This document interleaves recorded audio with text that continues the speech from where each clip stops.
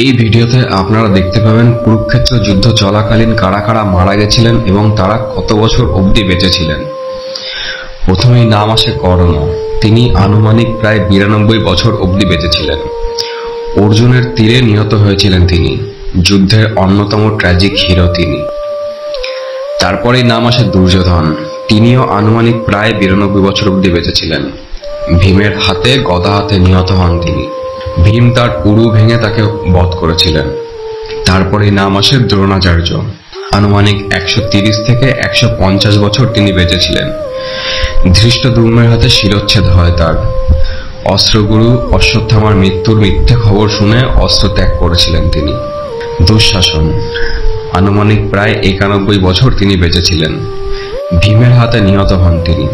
দ্রৌপদীকে অপমান করার জন্য ভীম তার রক্ত পান করার প্রতিজ্ঞা করেছিলেন। শল্য।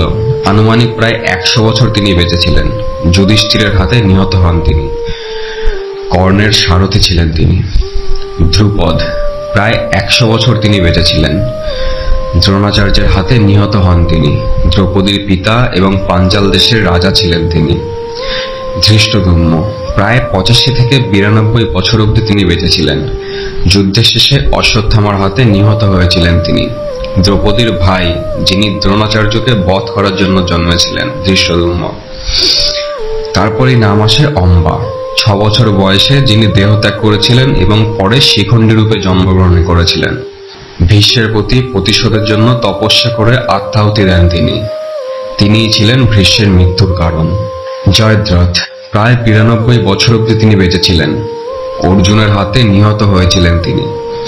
অভিমন্যুকে চক্রব্যূহে মারার প্রতিশোধ নিতে অর্জুন তাকে বধ করেছিলেন।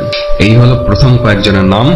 পরের কয়েকজনের নাম পরবর্তী পার্টে দেখানো হবে। ধন্যবাদ।